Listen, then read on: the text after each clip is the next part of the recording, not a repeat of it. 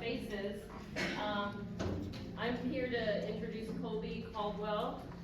Colby is here for the year. We have the big money this year in our school, so we invited somebody for a year-long experience. So Colby has a studio, 228, so upstairs. If you want to find him, do a project with him, or have him look at your work, or just hang out and find him, he's in Bardo 228. Colby Caldwell, once a student of history, has tested virtually every avenue of personal uses of photography as an instrument of memory. While his early work replicated the theoretical feeling of 19th century drawing and light, his most recent efforts deconstruct the very elements of digital photography. Along the way, he abandoned the traditional matted and framed photograph print by utilizing direct scans and large format digital printers before mounting his prints on constructed forms and coating them with wax.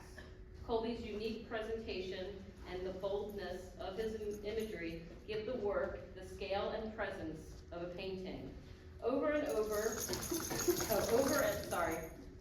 Title of work, Over and Under, a recent solo show opened at Hempel in Washington, D.C. in May of 2022. A review in the Washington Post commented, Caldwell communes with the forest as he denatures it, conveying the threat to the natural world in partly mangled images. His work is featured in newly published The Art of the State, book that surveys contemporary art in his home state of North Carolina. The book is published by the University of North Carolina, Chapel Hill, and is edited by Liza Roberts. Currently, Colby has a site-specific installation at the North Carolina Museum of Art, which opened to the public in the summer of 2025. Colby was a tenured professor at St. Mary's College of Maryland in 2002 to 2013. He moved to Asheville, North Carolina in 2013. In 2015, he co-founded REVOLVE, which is celebrating its 10th year, and an art hub that hosts and encourages transmedia work. Colby also is a founding member of Photo Plus. Please help me in recognizing Colby Caldwell.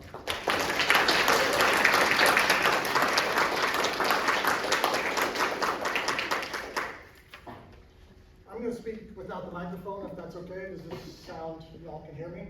Cool. Yes. Yeah, good.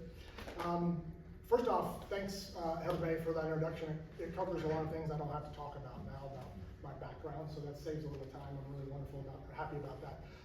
First off, I want to also say I'm super grateful to be here, not only this evening or this afternoon, but for the year, to be able to work and communicate and have dialogue with y'all here in Western Carolina. It's an opportunity that I don't take lightly, and something I hope that I can be a solid and available resource for everyone, both undergrad and grads and faculty, while I'm here, both in the fall and in the spring. As Heather May mentioned, my office is at 228.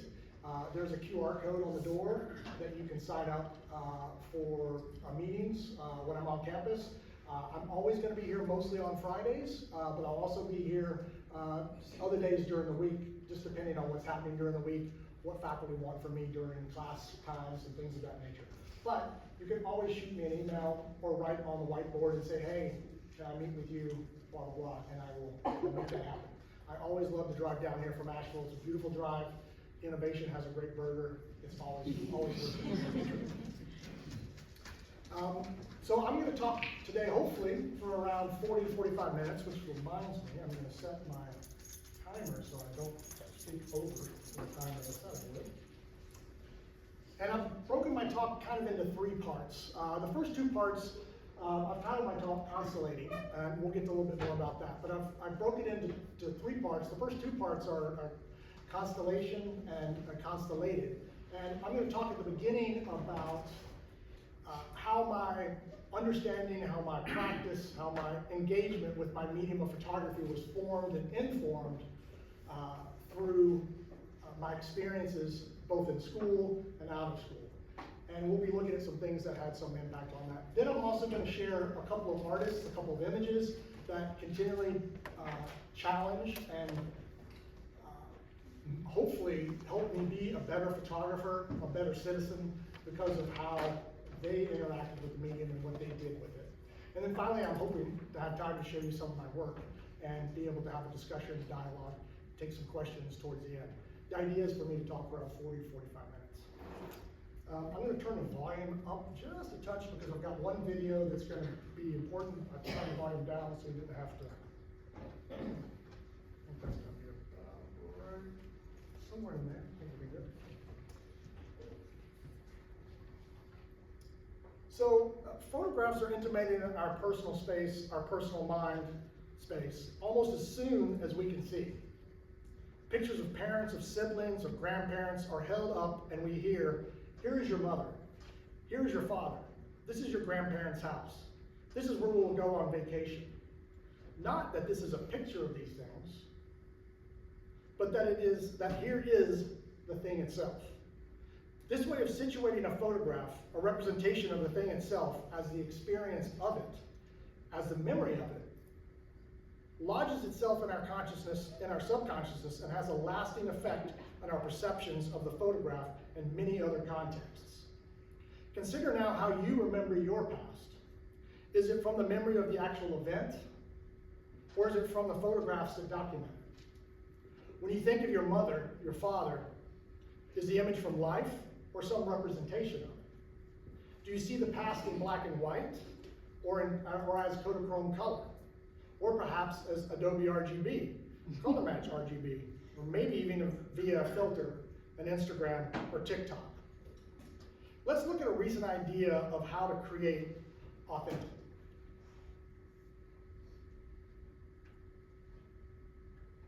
Actually, let's not. Let's take a moment to get back to how the next part of the talk is going to continue.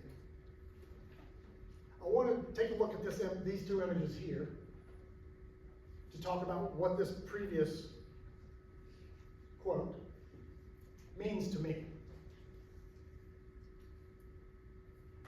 These are two photographs taken at the same location of the same subject, but mediated differently with two different devices, two different cameras. The one on your left is taken with my cell phone. The one on the right is taken with a flatbed scanner. Same subject, same time of day, same situation. Very different results. This way of thinking about interacting not only with photography, but with the world, this way of thinking about becoming a critical thinker about what I'm seeing and how I'm seeing it, and thinking about how it's been constructed, lays the groundwork for pretty much everything else that I'm interested in exploring, not only as a photographer, but hopefully as a good citizen in the world. Creating situations where critical thinking helps me get at what the creator is trying to tell me.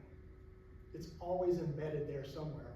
And so thinking about that, no matter what context, can be pretty helpful. But we got to remember that the creator has their own ideas.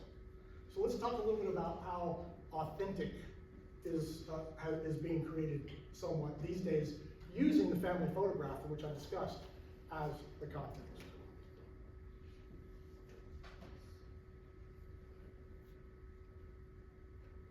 First, let's take a look at some of the photographs that I spoke of that kind of show you how you're situated with the photograph early on.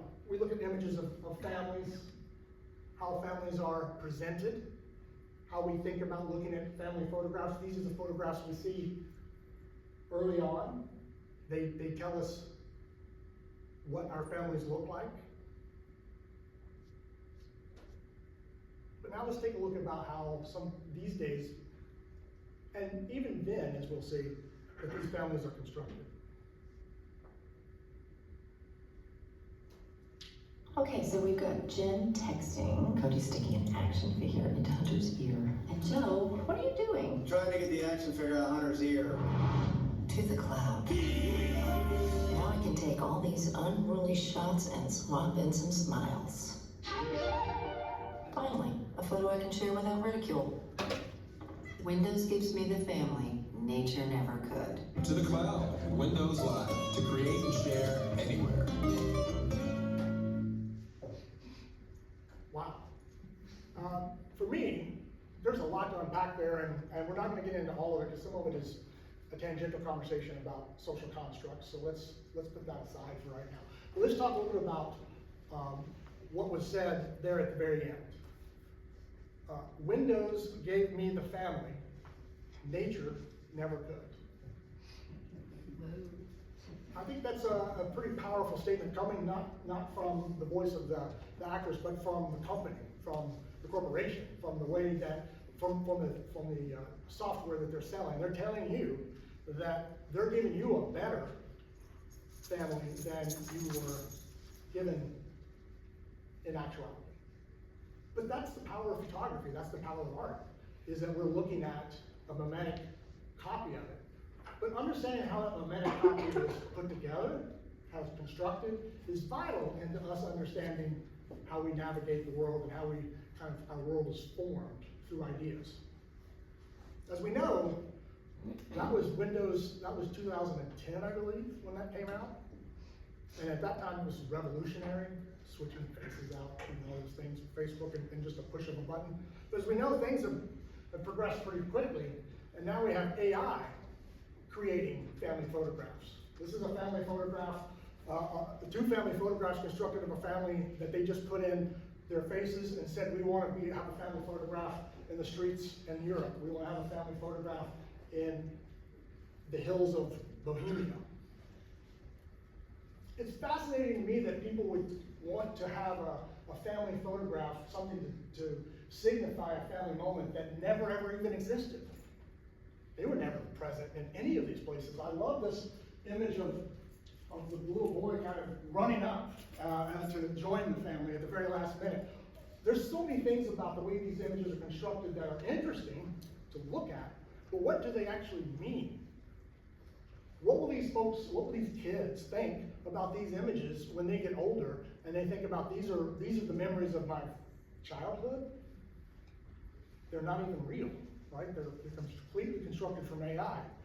And I'm going to talk a little bit more about AI, but consider for a moment that AI is constructed from the memories, the images, the writing from complete unknowns all over the world that you're drawing from. You don't know any of these people, you don't know any of their experiences, but yet you're using that to construct a very personal, a very intimate moment that is supposed to be something as a keepsake that you put on your mantelpiece or in your wallet or on your screensaver as a way to remind you of probably, in some ways, some of the most important things, important community that you develop early on, which is your family. That's really fascinating to me.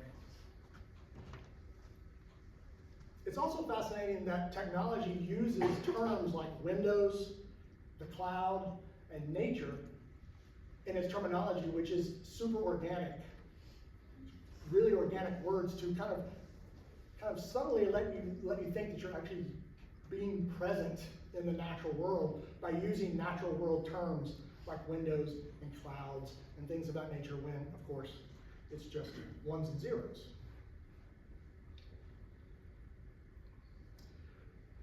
While I was having dinner a couple of years ago with colleagues, a professor, Iris Ford, remarked that she had considered replacing the family pictures in her den, which were in color, with black and white reproductions of them. She felt these color images documenting her family didn't have the same significance as the black and white ones she remembered in her mother's den. They didn't feel real. They didn't feel authentic. Let's think about that and keep in mind, I'm a child of the 20th century. A lot of you in here are children of the 21st century. In the 20th century, black and white photographs had a different kind of cultural pull and meaning than they may now. In the 20th century, black and white photographs equaled news documentary photographs. Black and white photographs are what you saw in the newspaper documenting history. It's the way that we collated history. And in some ways, it's the way we remember history. Artists picked up on that. And one in particular, something you'll be very familiar with. Few need introduction to Picasso, and few need introduction to this powerful statement created as a protest against a conflict of his time, the Spanish Civil War. Guernica was painted in 1937. But I'd like for us to consider for a moment, why did he choose black and white for this image? Why not color? If one considers the palette of this period, it certainly would be color. For example, Crying Woman, 1937. It wouldn't be in black and white. Indeed, this painting's lack of color is an anomaly in Picasso's body of work. I would suggest maybe it's because of images like this.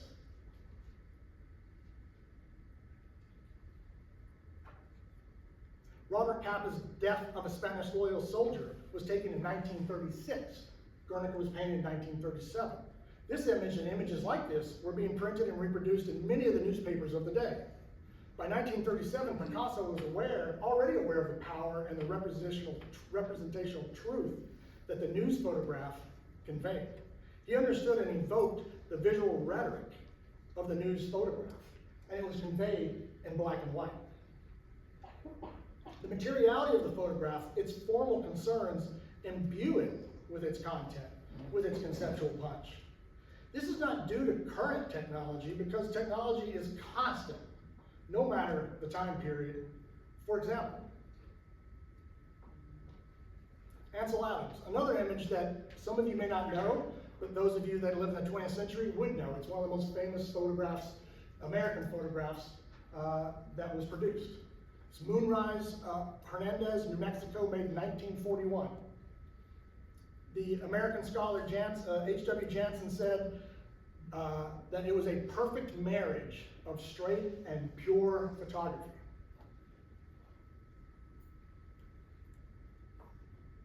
This is the actual negative of Moonrise over Hernandez that Ansel Adams exposed. He took this negative and made the image that we all know. Ansel Adams had to go the cloud of his time to create this image, which was a system that he called the zone system in the wet darkroom. And keep in mind that these photographs are printed in the wet darkroom in the 30s and 40s. He developed a zone system where he could understand the pure whites and the pure blacks and a set of gray tones in between to get the perfect print. The most pure and straight photograph of the early 20th century, according to Jansen, was manipulated and shown to you like this. It's important, it was important for me, and this is why I'm setting this up this way, as a young photographer, as a young artist, to understand how artists were manipulating me into thinking that they were presenting what they saw at that time. But they were not presenting what they saw, they were presenting what they wanted me to see after they had developed the tools that they wanted to use, the mediated tools that they wanted me to use so that I could see it and take it as fact, take it as the truth, take it as what they saw at that time. This wasn't only limited to landscape or art photography. This is where things get complicated and interesting. It was also news photography.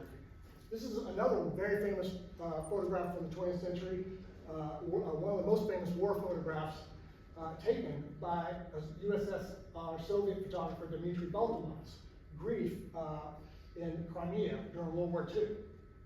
A mother has just come across the dead body of her son.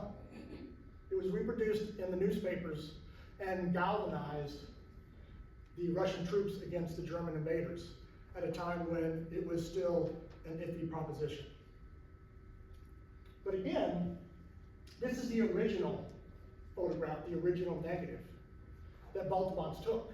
Baltimov's realized that something was missing in this photograph that would convey the power of the situation in a way that the actuality of the photograph could not. And that was, he needed to put together with a second negative of a sky that created a drama that all of a sudden spoke more deeply about not only what it looked like to be there, but what it felt like to be there. Whether this is quote unquote wrong or right or ethical or not, that's the beauty of our situation here in this context at school, where we're thinking about the choices that people make and the ethics that are behind it and what it actually ends up meaning in our culture. I would argue that this image on your left, your right, would be more truthful than the one that you see on the left. More about the idea that not only are humans grieving, but the natural world is grieving as well. It became a much deeper, more powerful photograph because of his manipulation, of his using the wet darkroom as a tool to be able to convey the actuality of the situation in a way that was not seen by being present there. Of course, this gets used in very negative ways too. Again, back to the USSR.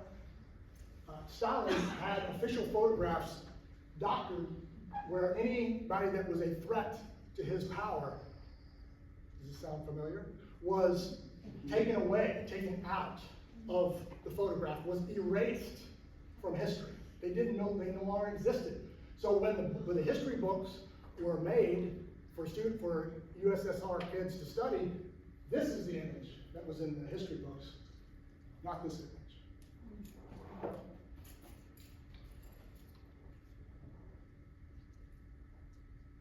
Being, again, someone who grew up in the 20th century, someone who had just graduated undergrad in 1990, two or 3 years out of school, this event had a profound effect on my thinking about, one, the responsibility of being a photographer, and two, what the medium was actually becoming.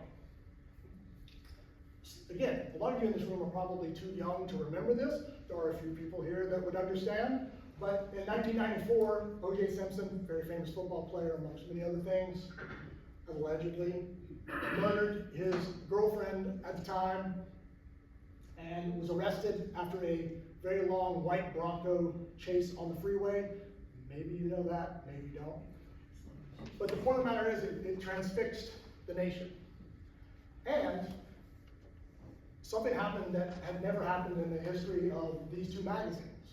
And keep in mind that Newsweek and Time at this point came out weekly, was a kind of weekly compendium of the week's news. And believe it or not, it was kind of like the Instagram, TikTok of our time. Everyone read these magazines to look at what was going on and to get their thought. For the first time in the history of these two magazines, the same image was on the cover the same Friday that they came out. But two very different versions of that image. This, on the inside cover, was labeled Photo Illustration by Matt Maharan. Newsweek's on the inside cover said Photograph Mugshot, LAPD. Keep in mind that we're talking 1994, so Photoshop 1 was released in February of 1990. So now we're talking about the shift. And keep in mind, I graduated college in 1990. So I learned all my primal and foundational skills in the wet darkroom with using film, because there was nothing else. I didn't even have a computer in college. There was no computers. By 1994, in 1990, Photoshop was invented. By 1994, Photoshop 3 came out, which had layers, which was the biggest development. And then all of a sudden, photography images, photo images, were shifting pretty quickly. People weren't really sure what it was, what was happening. They didn't understand what this could mean. So, you end up with something like this. Photo illustration, photo. But keep in mind, it doesn't say photo illustration here. It just presents it as the mugshot. Times rivals deplored this practice. We, as a matter of policy, do not manipulate news photos said Merrill McLaughlin, co-editor of US News World Report, had time alone done it, meaning had time been the only one with this on the cover, the public would probably have believed that that's exactly what the picture was. And that's what's so scary about electronic manipulation. I did think it was a more darker, sinister approach. There's a lot to unpack in this situation, but ultimately, the first wave of issues was the racism issue of how a black man was being portrayed, whether they were allegedly being convicted of doing harm. How were they being portrayed in public? Matt Mahurin, the photographer, who was an established art photographer as well as an editorial photographer, had a response that I thought was really, really poignant and powerful. And I felt like in the context of this situation, meaning speaking at Western Carolina in an educational academic situation, was important enough to read. Just as the director of a play will lower the lights during a dramatic moment, as a visual artist, I used shadow and light to portray the main character of this real-life drama. The issue, I came to realize, was that I was unaware of how my creative choice could be perceived by those with a different history of concerns and experiences. My inability to head off this controversy resulted from the combination of never having to endure racism personally, as well as being raised in a non-racist home.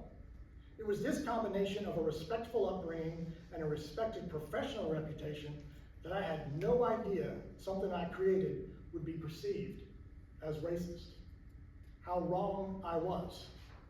It would be a height of arrogance and ignorance to profess to any comparable empathetic connection to the people who've suffered the indelible scars and undeniable injustice from being judged through racist eyes. But to be wrongly judged by those who didn't know me was the lesson I needed to learn, to make me more aware in the future of how my work would be understood or misunderstood. The moral of my story was, I must do all I can to see beyond the limitations of my own experience. For me, when going through this experience as a photographer, as a citizen of the United States, and then seeing the artist take responsibility and respond in that kind of way, made me much more aware of the responsibility I had as an artist, to be aware of what I put out in the world. I'm responsible for that. I have to take responsibility for that. And I have to be ready to discuss why I made the choices that I made. And I have to be ready to discuss, I made the wrong choice. And that's something that you don't learn in art school, I can tell you that. There were no wrong choices in art school, and for good reason. And I want to make sure that I'm not haranguing that. I think it's vital to be able to have the freedom to be able to explore things. But that shouldn't come at the expense of not taking the responsibility for the things that we make. This really stuck, that went deeply into me thinking about why I'm doing what I'm doing. And it also caused me to think even more deeply about what is photography becoming? Keep in mind, this is 1994. I just got out of art school making black and white photographs in the wet dark room. You know, I was a 20th century European history major, looked at news photographs. They were vital to my idea of history and what history meant. And all of a sudden, I'm starting to see very quickly that this is changing. And why? How is it changing? It's not changing necessarily because of the people taking the pictures. It's changing because the technology has given them access to do that. And no one's really looking at how the technology is complicit in this, with the idea that you're not taking responsibility for the choices you make with that with that technology. Those things are really happening kind of in a really interesting way. So for me, I feel really fortunate, even though it was very difficult, to be this hybrid student who learned everything old school and analog, but then within 3 years, 4 years, 5 years of graduating, had to learn a whole new way of working, a whole new set of tools. You know, it's kind of like what Michelangelo had to do with frescoes and Van Eyck's oil painting when they came in. It was like a whole new way of working. Michelangelo's response was that if you used oil paint, you were a hack. You know, he completely disowned oil painting as a way to work because he felt that it was cheating because you could go back in and refix it, rework it. Whereas fresco dries very quickly and what happens is what happens. So this argument, this issue, this struggle with technology is not a new thing by any means. Of course, this is kind of where we're at now, right? With news photography and how news photographs, how public figures, political figures can be visualized. And it's great. I mean, it's wonderful to be able to have the capability of creating images that look real for very different contexts and very different communities and very different situations than other people, than we had 5 years ago. AI has lots of potential, has lots of possibilities, and AI can create images that can provide relief from the intensity of what's happening. But it comes with a certain responsibility of understanding where that's coming from. And I definitely hope during this year, during this semester and next semester, that I can have conversations or dialogue with folks, because trust me, I know this much about it. Y'all know a whole lot more about it. And I'm really interested in hearing about how you're interacting with it, how you're thinking about it, how it plays into your practice, whether it's writing or visual art or grading papers or whatever it is that you're doing. I'm really interested in this conversation because AI is basically the zone system from Ansel Adams. It's the zone system of our time. It's the new technology. It's not going to go away. So how are we going to use it? How are we going to think about it? How are we going to take responsibility for what we do with it?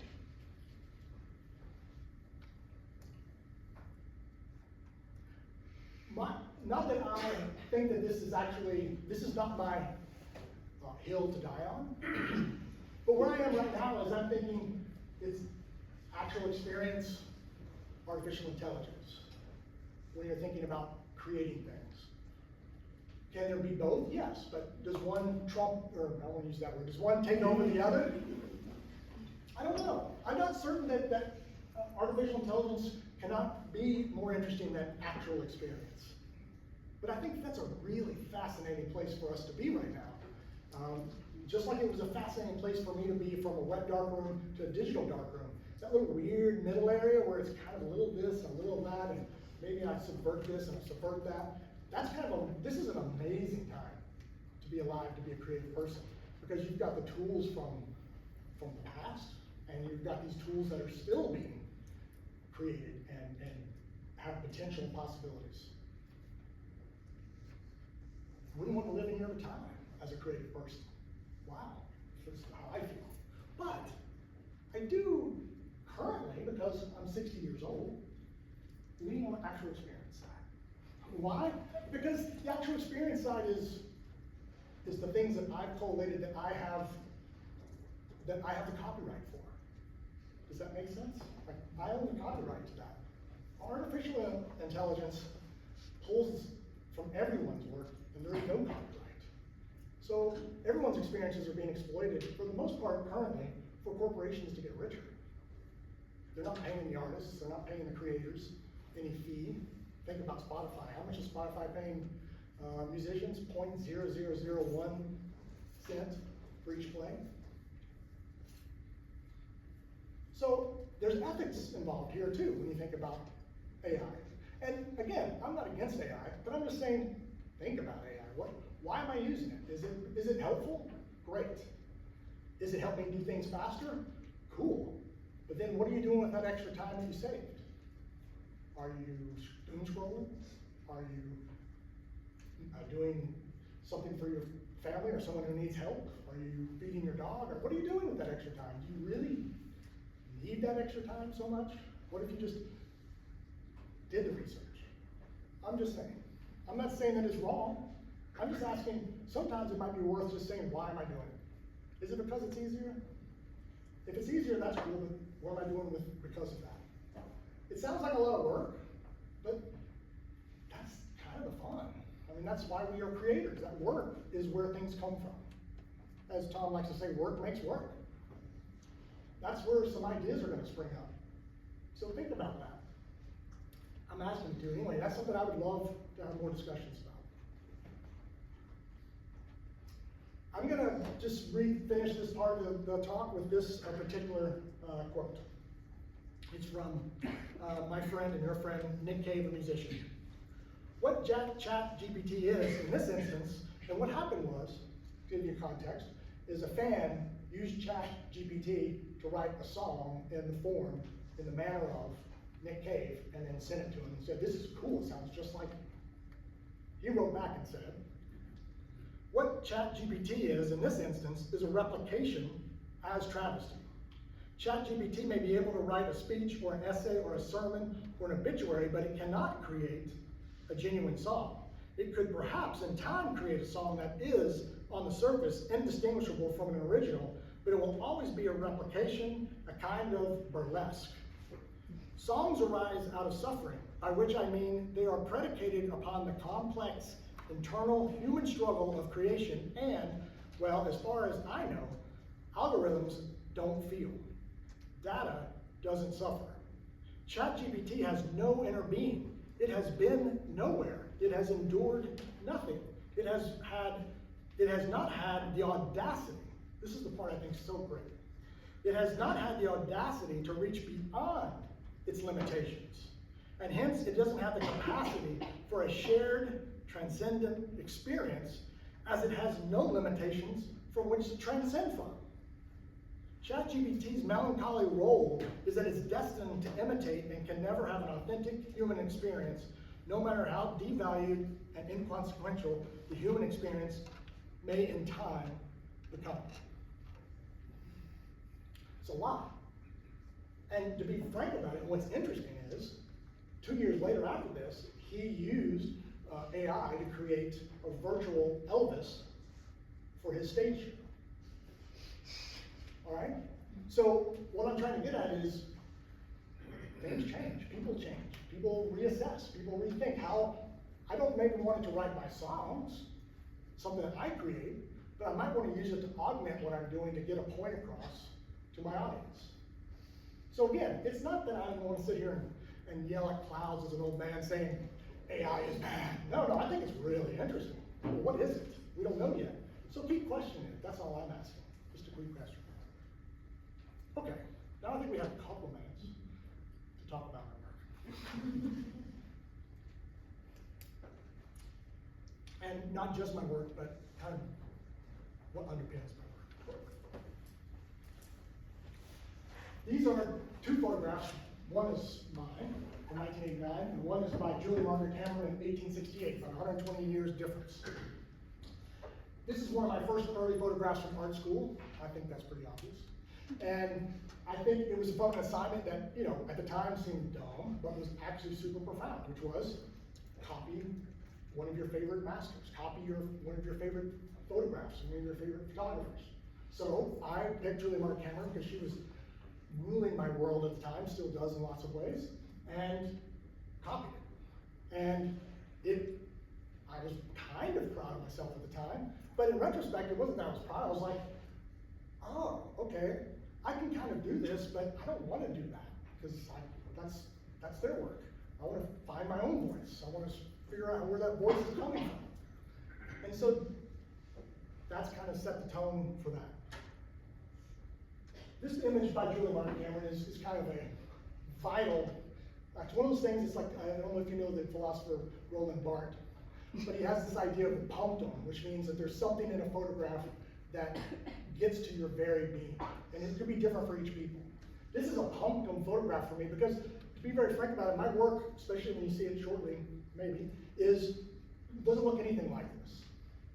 From the start. I'm not really interested in making photographs like this. But this particular photograph matters to me and it's profound to me because it's the context and intersection of what happens.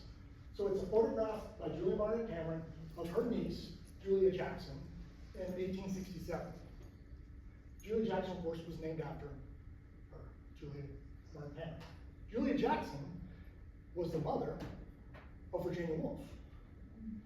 So those of you that are English folks or love literature probably know who Virginia Woolf is, I hope. If you don't, please go check that out. Virginia Woolf, in my opinion, probably changed the arc of the novel in the 20th century. One of the most important writers of the 20th century.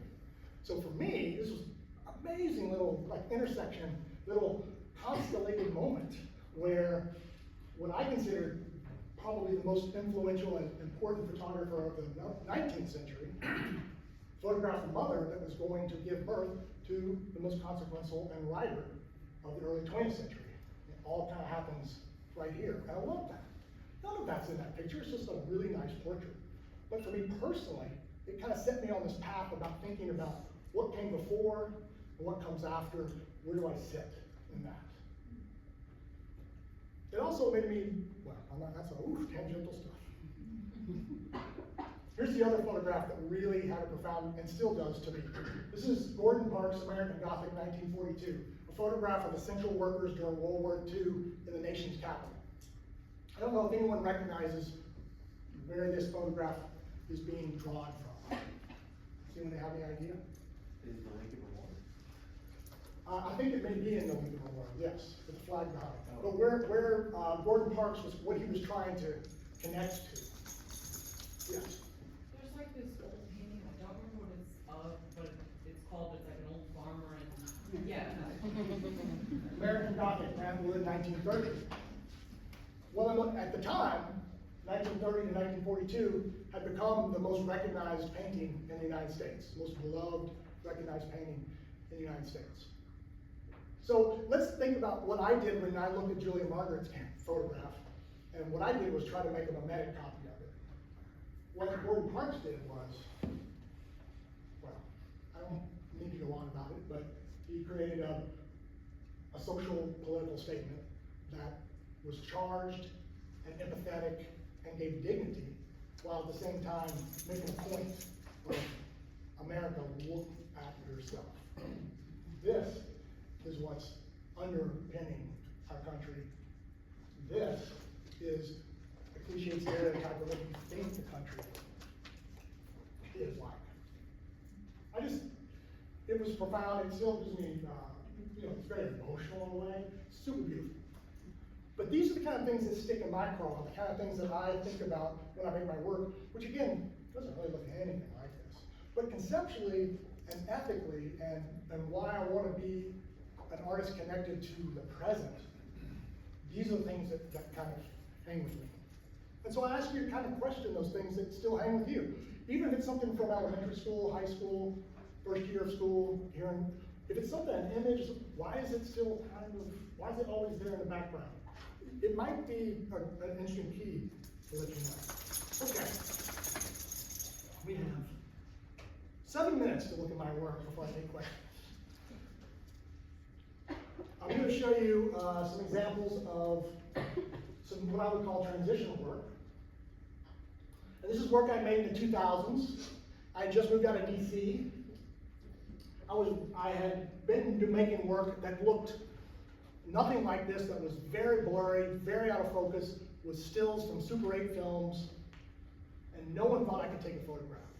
And everyone came up to me and goes, "Can you not focus the camera? Can you not, And I was like, really? So I was like, you know what? I'm going to show you that, yeah, I can take a photograph. I can make photographs look like photographs.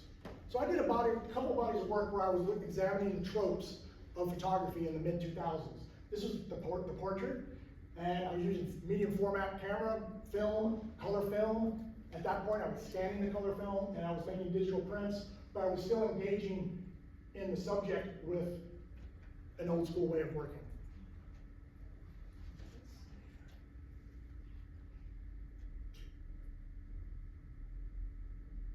And this is the other body of work that I did at the time, which was landscape, same thing. Is the trope of the landscape have any meaning to me as an artist still? Can I do anything with it that resonates or has any relevance? Not only, who cares about the larger art world? Does it have any relevance to me? And I kind of found out they did. But no, you know what? I'm kind of stuck. I'm kind of hitting the same nail. I'm still not able to get beyond some of the things that I was still doing 10 years ago. I'm still using tools that I think I should be using, instead of tools that might be a better way for me to see what I'm thinking. And so, again, if it worked, oh, that's right, this does something different. Hold on. Yes. So then, looking at a photographer, thinking about a photographer, what choices a photographer make. Sally Mann, some of you may know Sally Mann's work in American photography and work in the 20th, 21st century. I was fortunate enough to be able to work with and be friendly with Sally Mann, so we had a relationship of emailing back and forth and talking about ideas and thoughts. And she developed this body of work in the early 2000s, and she and I were talking about this weird place to be as a photographer right now, where there's the analog world, the digital world, what is it? And she said, look, my response is, I'm going back, way back. I'm going to the early 19th century, and I'm going to use tools and mechanisms that were done then to kind of face the current times. And so she started doing wet plate collodion, large format camera, 8x10 negatives, which you had to coat each plate before you exposed it in a back of a truck with a cloth overhead. She could only make 1 or 2 exposures per time out into the natural world, and these are the images that she got from it. And she was shocked and delighted by all the problems and mistakes and horrible things that went wrong for her to be able to get it to this point. Because these could look perfect, like that Julia Margaret Cameron portrait of Julia Jackson. That's what, same process. But Sally Mann was like, I'm going to use old tools and I'm going to subvert them. And that's going to be a way for me to kind of confront and deal with the current situation, not only in the world, but in my meeting. That caused me to think about the camera that I was using, and why was I using a camera in the way that I had always used it. And I started thinking, well, I love the large format idea. I love what Sally did about going to the 19th century as a way to think about how to confront. So I'm going to think about something that visually kind of reminds me of a large format view camera, which is a flatbed scanner. Because I was using a flatbed scanner at the time to make PDFs, as we all do if you have been a TA or doing school. Well, you don't do that anymore. But we used to do that as a way to disseminate readings. And you would take a flatbed scanner and make PDF, put your book on there, and scan it, scan it, scan it. If you didn't set the scanner resolution at the right size, you would have a PDF that was 5 megabytes, and you would never even open it. You'd be like, I gotta redo this because I forgot to set the resolution right.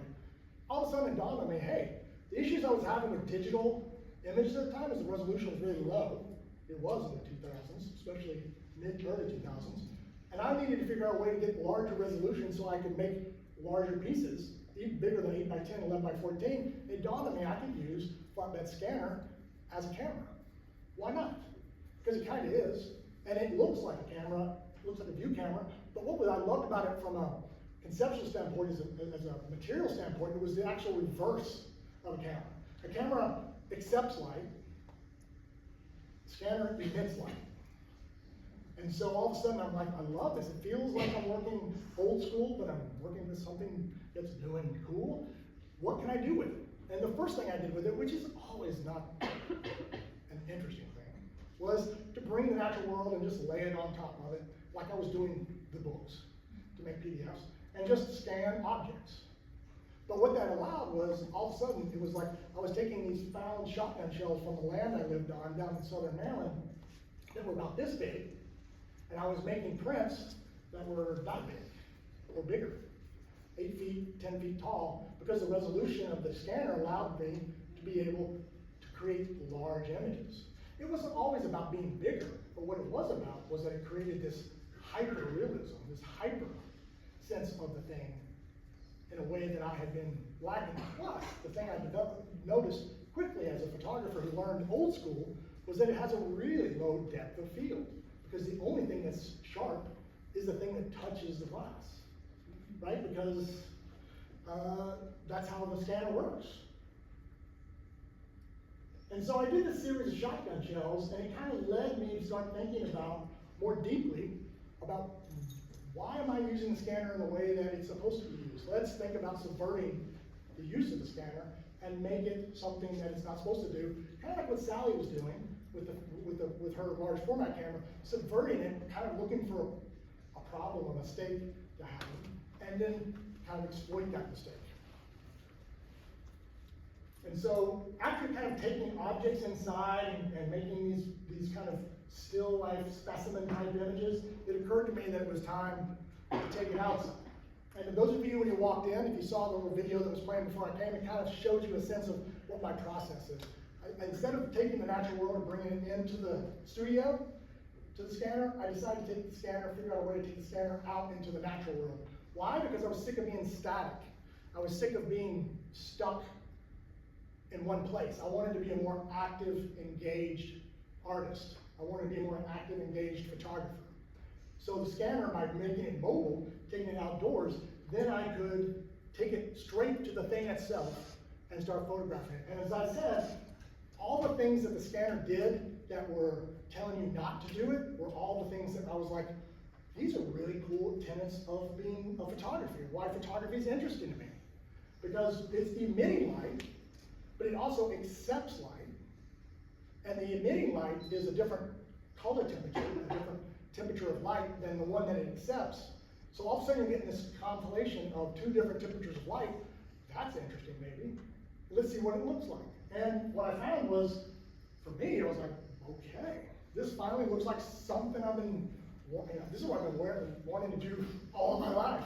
Like, as an artist, I'm like, everything I'm interested in is just starting to come together. I didn't even know it. But that all came out of me trying to fix a problem. Didn't have the ability to get I couldn't afford a digital camera with any high resolution. In 2004 or 5, a Hasselblad 50 meg body and lens was about $50,000 to buy. Now 50 megs is nothing, back then it was big. I couldn't afford that, and that's what led me to figure out what tool can I use that I already have access to subvert, to get what I want. And it was the scanner. And it's not that, yeah. And so, this is what happens, everything I like, you get the natural light, this looks like the thing itself, but as it starts to move away, as the depth of field starts to fall away, and the natural light is coming in on the sides, the light color changes, and I'm getting this mix. And all of that created this really interesting combination of the two things that I'm really fascinated about, that I think photography is really about, which is basically time and light. Those are the two things that define the medium currently for me, because I can't hold on to anything else because it's all changing. But time and light and the unique interaction that occurs with those two things with your subject in that moment. The scanner takes 10 minutes to do its thing. I have 10 minutes of scanning time at that high resolution to do what I want to do, and then I have two sources of light to play with. So what you're seeing here is, every time I move the scanner, because the scanner does not want to move, right? I mean, it's supposed to be face up, sitting on a clean white table, and you bring things in, and you shut the lid, and you do it. I was taking the lid off, taking it outside, and putting it face down onto the thing itself. And every time I moved it, it created this like anger, don't do this. But that was really interesting to me on a formal level and also a conceptual level. And what it allowed me to do was like to photograph the tree not only linearly, or whatever I'm doing, but I could photograph it 360 degrees. And then turn it. And all of a sudden I'm getting this whole new idea, way of thinking about my interaction with the object, and my way of thinking about creating a pictorial space of the object through the tools that I chose, and how I constructed it. And so these are just details of that same image to show you the kind of high resolution element. This image is 10 feet by 5 feet.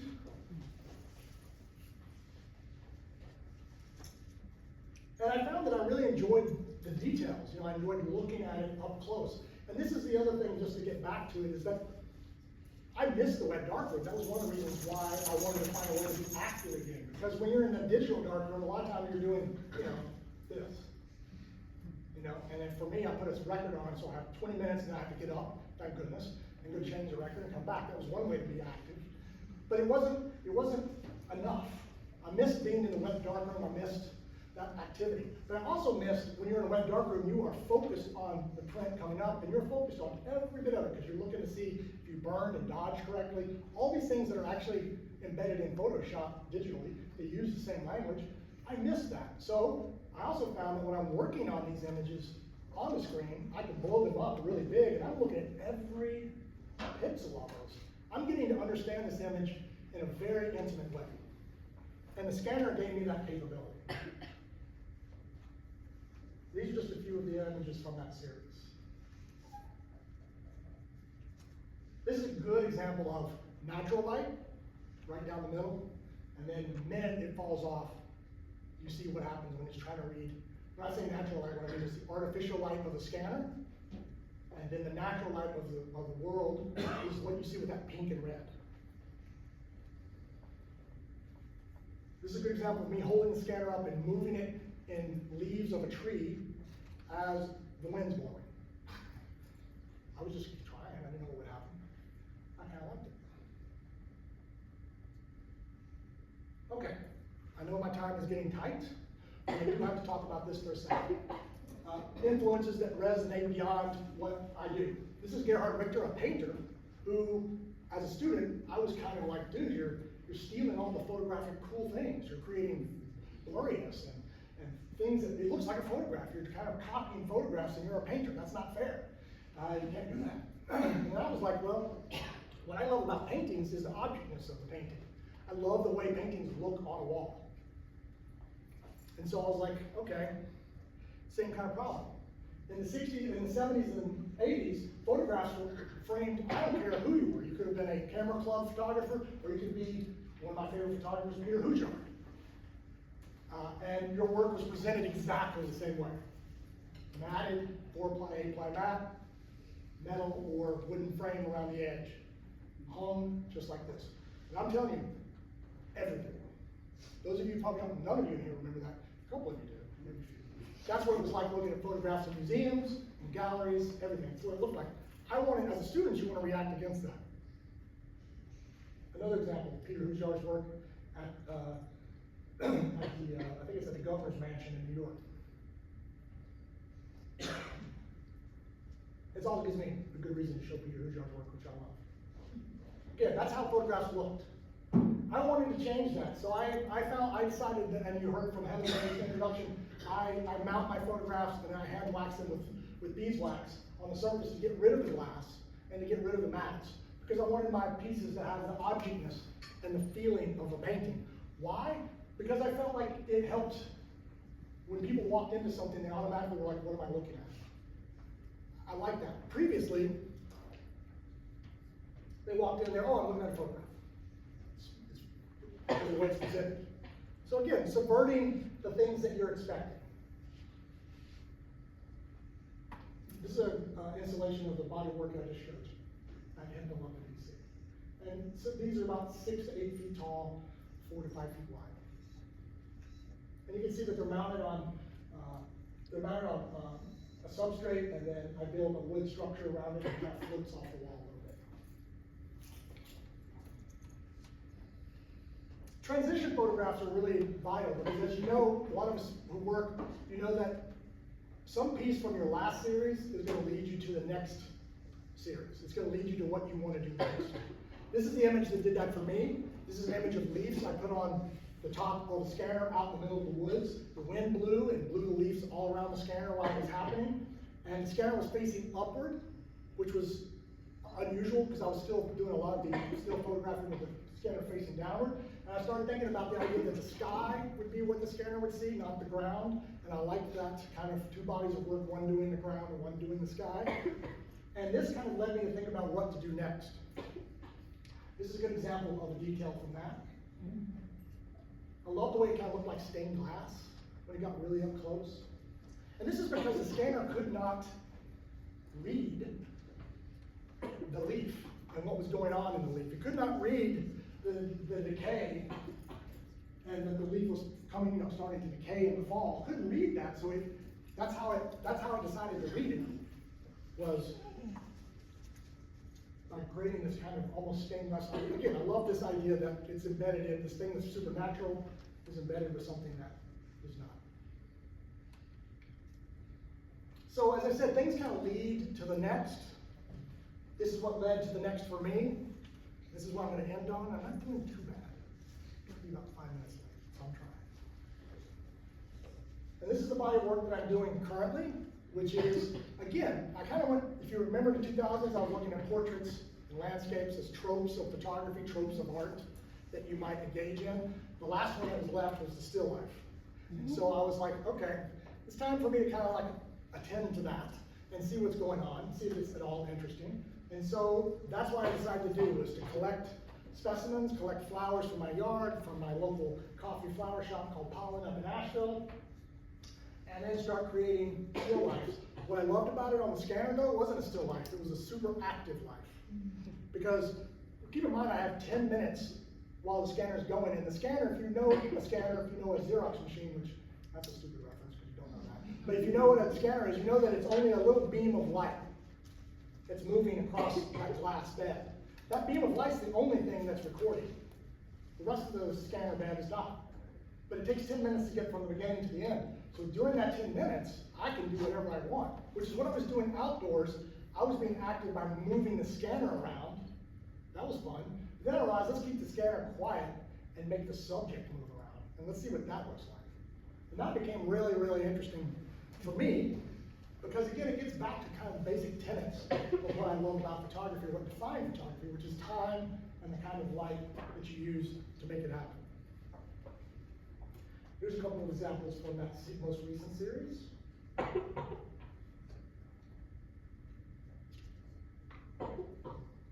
And keep in mind that when you see the double of something, it's the same. It's just being moved across. Like there's probably only 3 elements in this, and it's just being repeated because I keep moving. This brings me to just to wind up, I think. The commission that I have up at the North Carolina Museum in Raleigh right now that I was asked to put together for this summer. They asked me to work or create one of the Garland series for a wall that was 12 feet high by 25 feet long. And I was like, oh boy. And I can get into the whole process. And again, keep in mind, first idea, not such a good idea. Working till I got to the last idea, turned out okay. And keep in mind that my first idea was like crazy. I was really excited. I was going to do all of this stuff. And then it became clear it was like to simplify, keep it direct. Because at 12 feet by 25 feet, and guess what? One of those scans that I do can hold up.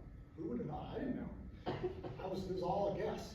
So I made a piece that was 12 feet by 25 feet, one piece. This is not collage, and that's something I want to make clear before I move on. All of this work, all the work that you see, is done, quote unquote, in camera. There's no digital trickery after the fact. I don't chop and put images together. It's all done in that 10 minutes.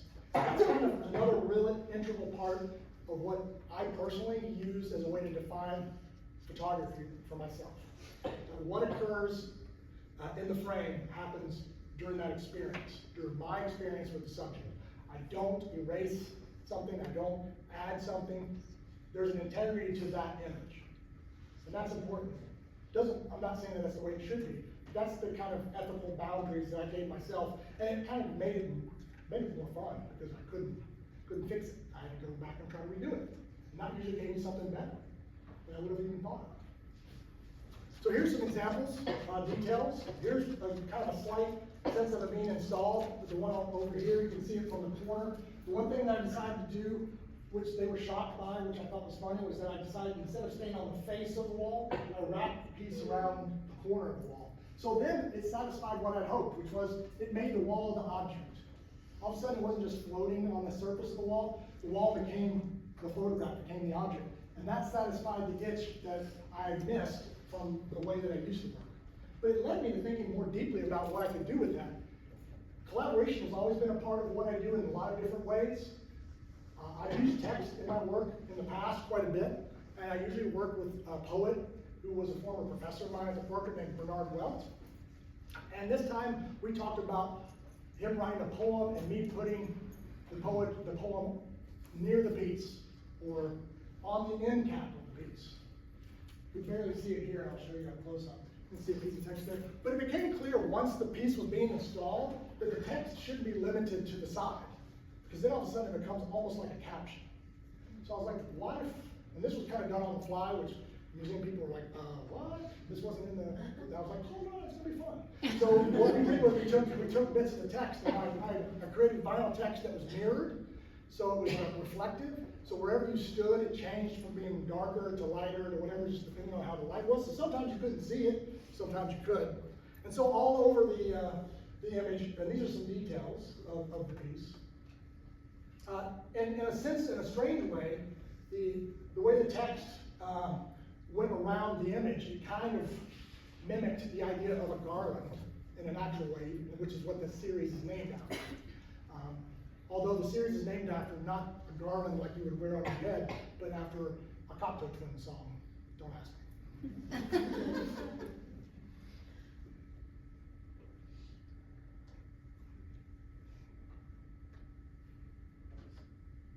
And these are about, and to be honest, these are about life size. What you're seeing is kind of how it looks in person. These details are about at the scale that you would see it if you were in front of it.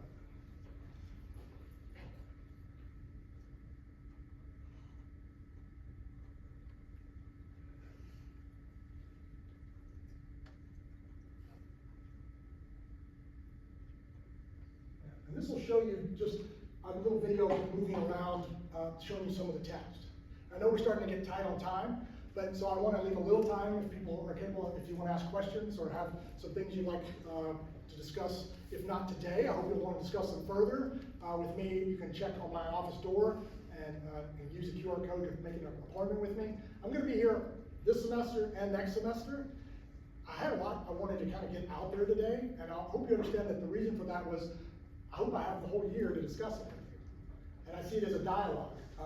What I presented today is not fact, is not the way it should be. It's just what I'm grappling with at the moment. And the best way to grapple is with others. So I really, really encourage having discussions about a variety of things, whether it's AI or analog photography or the difference between painting and photographs, or the history that I touched base on with news photographs and how they've been manipulated. Any of these things, I encourage being asked about that. So, and I didn't spend a lot of time on my work. Why? Well, again, I'm going to be here all year.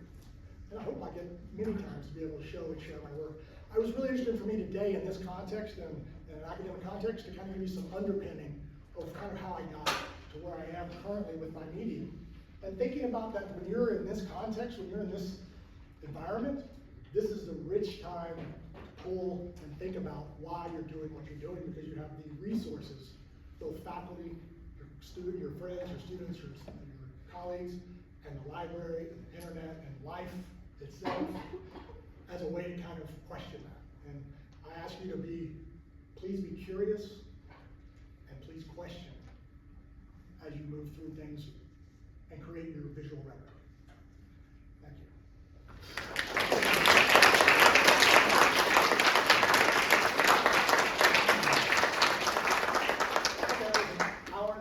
I'm sorry, I know you gotta go, but are there any questions that I can answer right off the bat? Yes? Yeah, what a plan. I do. It's very simple. It's www.colbycaldwell.com. Gotcha. Yes. Okay, I'm curious, since you're saying that you love bedroom and dark room, you still, like that's very starting. Now you're going to the digital world and students are playing together. Have you considered or tried to work with light sensitive paper to put on scanner while you're doing your digital scanning and expose it with the light of scanner, and then use it as a monogram, monotype? Yeah, or creating like or radiograph if you were a man or anything you invented it. Yeah, no. That's a really good question. You're bringing up the idea of using the materiality of one, the analog way of working and engaging it, creating a hybrid version with the digital way. I haven't used photo paper in that manner. I've thought about the idea of that, partly from looking at what Sally Mann was doing, and how her using a wet plate, collodium, and coating the plates, and how those mistakes were interesting. There's a photographer that I did a talk about at the Hirshhorn called Walshu Beshti. I think it's an English photographer who was using photo paper as a way to, similar to a scanner, using photo paper as a way to create their images without negatives, without a camera. And I found that really fascinating, but that did have an impact on my idea of taking the scanner and making it active. But the idea of going back to the wet darkroom practices is always in the back of my mind. But to be very frank about it, I'm more interested in finding ways to subvert all of that and kind of create something that I'm still trying to figure out. But I love the wet darkroom. I still love the smell, love the whole situation. I love the idea that, again, about the scanner. Keep in mind that I scan something for 10 minutes, I can't see what I'm doing. Because the scanner is scanning the underneath of what I'm working with. It's not, I'm looking at, I'm seeing the opposite side of what it's being photographed. So I don't even know what is happening, very much like what happens with a roll of film. I loved all of that. That part of that is kind of connected to the experiential aspect of the web darkroom, which I'm really interested in. I'm looking for that in other ways now. So yeah. Is there a way to add like the color filter to the scanner? So I know like with the light bulb, you can take like a colored piece of plastic and put it over there and it'll shine through and the light will be red. Oh, right, yes. Well, yeah, keep in mind, that was something I discovered that I didn't know about at the time, which was, there's a color of warmth, a color range that happens because of the temperature of the scanner light reads a very particular way because of the way you use it. You subvert that, it changes everything. That I loved. And the idea of creating another mediated thing between it and the scanner is definitely something to kind of explore and do it. Have I tried that yet? Not in a sense, no. I've tried other things, but I'll steal that idea. Thank you. Anything else? Yeah. So before you start, do you have a vision of what you want to scan or create, or do you just sit down and play around in front of the scanner? That's a really great question. I think that the reason I say that is because the idea of play is really frowned upon, and play is great. Play is so important. And I equate play with explore. I don't necessarily think play is like mindless time. It's like explore time, which is both mindless and you're being focused. And that's exactly how I work. I pull some things together, but I have no idea. And I've learned to have no idea because my first idea, as I've mentioned more than once, is usually kind of dumb. It's obvious. And that's okay, because it gets me to the next idea and to the next idea. But what I do is put myself in a situation where there are opportunities for change, shift, problems, or I'll have too much stuff, so then I have to decide which, or I have only a couple things, so how can I make that into multiples? And that's what I do. So I think play is vital in what you do. If it's connected to explore, in the sense that what I mean is it's a critical thinking way of playing. Not that there's anything wrong with just playing, but you've got to be able to pull out from that somehow. Yes? Do you ever use like a digital camera or a phone to take photos? And so do you have any tips for that? I do, actually, I have, and I think you may have seen in that video as you were walking in, I was using my phone as I was laying on the ground. So keep in mind that sometimes when I'm photographing, it takes 10 minutes, like I said, for an exposure. Sometimes I let it go for 5 or 3 to 5 minutes where it is before I do anything, because I'm just curious to see what it's going to, how it captures that thing in particular. And the light is really interesting, so I want to see what happens. And I use my phone camera as a way to kind of document what I'm seeing. I'll be honest, I'm laying down on the ground, kind of chilling out. What's above me, I tend to do a lot of canopy shots with my cell phone. And I also do a lot of images like you saw at the very beginning of the talk, where I showed 2 mediated images, where I had the thistle flower, and then I had the scanner thistle flower. I will do that because I want to look at the 2 things together, and sometimes I'll choose the phone image more than I'll do the scanner image, because there's something about that that gets at what I was trying to accomplish. So again, I don't have a hierarchy of tools, and that's something that took me a long time to let go of, was a hierarchy of tools. Because you kind of get your way of working, and all of a sudden you can get out of that way of working, and that makes the kind of getting out of that way of working is vital. Maybe I said something here, I guess this is kind of what, for me, helps. In some ways, I don't see myself as a creator, and that came out of working as a kind of working at REVOLVE and creating a hub for others to do things, which I did for about 7 years. I didn't make work. All of a sudden I realized I wasn't a creator anymore, I was a facilitator. And all of a sudden I realized to facilitate something, which meant kind of a letting go of control, because you're facilitating someone else's situation. It creates a transcendence of the road, meaning it creates, you get beyond what you would, like I've said before, what you might just go to because it's what you know. It creates a transcendence of the road, of the routine. It creates more of a ritual if you facilitate, because all of a sudden you're following these steps and you're not sitting around questioning what you're doing, because you're trying to make someone else shine, making someone else, and all of a sudden through that process I realized I could take that process and apply it to my way of working, meaning I let my tools, I facilitate the tools to do the work, kind of, and I just kind of say, let's see what happens. Instead of like, I've got to control every single thing. It does become more of like a ritual.